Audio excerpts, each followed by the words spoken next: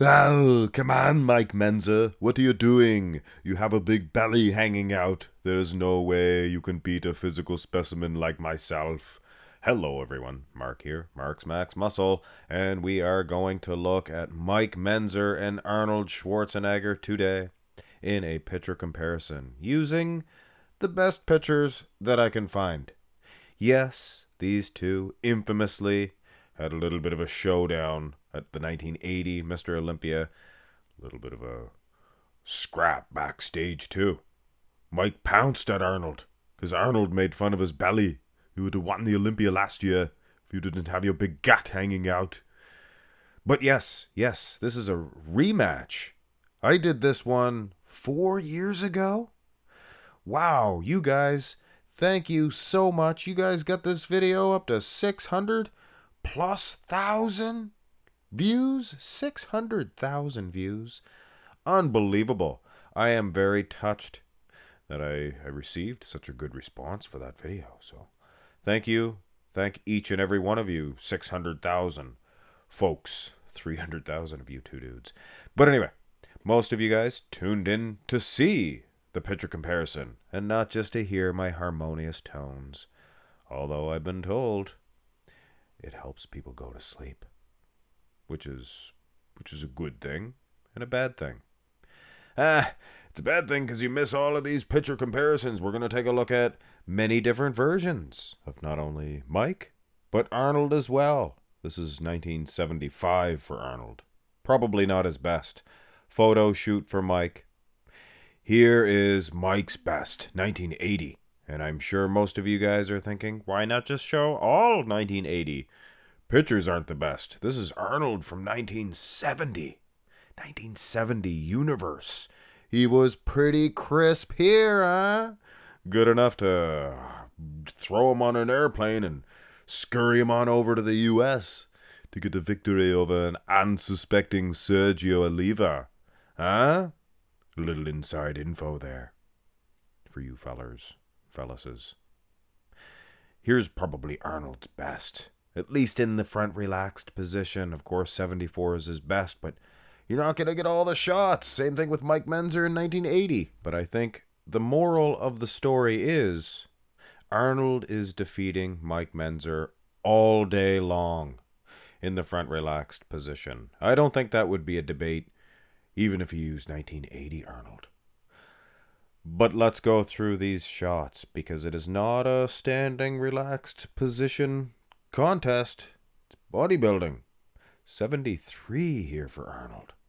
You can bet the cameraman was well aware where to stand, what angle to take Arnold's picture at. He looks so good.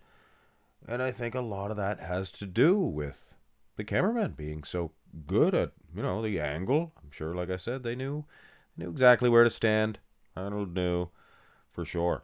And Mike Mentzer, this is how a bodybuilder would be judged. Straight on. So, here's a straight on Arnold picture in his prime.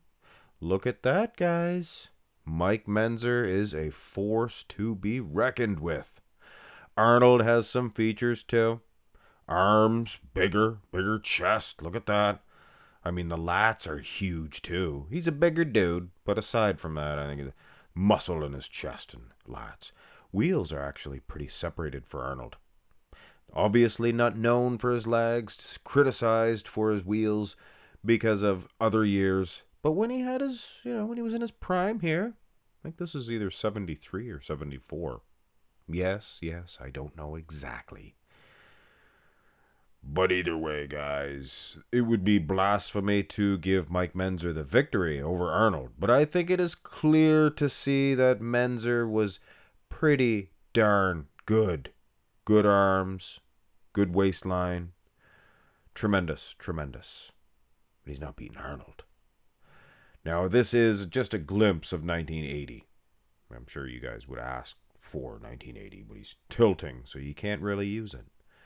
Here's the front lat spread, 1975 for Arnold.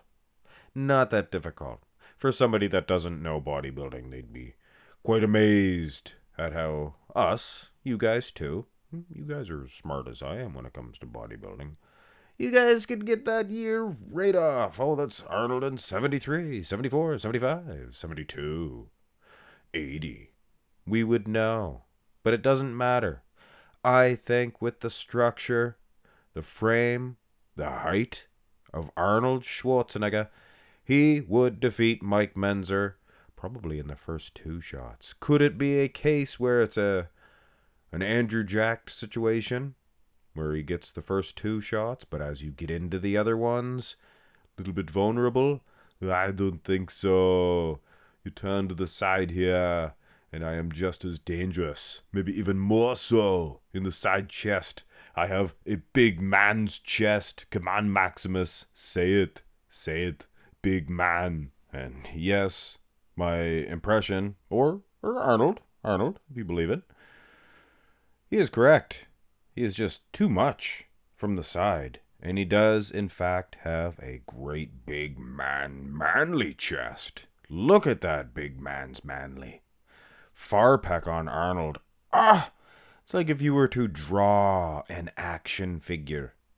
Or like a superhero, rather. Not an action figure. Superhero. Arnold is that man. And my soul looks pretty hard, grainy, conditioned. And that is another thing that I should address. The 1980 Mike Mentzer was very peeled. And we don't really get to see that. So these old comparisons, there are always going to be a little window of opportunity to argue, even after you look at the best of the best pictures. But having said that, guys, he would have to be a whole lot more peeled than this big oak. And I just don't think he has it. Here's the side tricep. Interesting. Now, when Mike's winning the actual shot, he's getting an absolute victory, I would suggest. Still, this is both guys when they were younger, so take it for what it is. I actually think it favors Arnold in the conditioning department using the younger versions, because Mentzer, he got more and more diced, sliced and diced, peeled, for sure. Even here, you can see Arnold is a rooster when it comes to the big chest.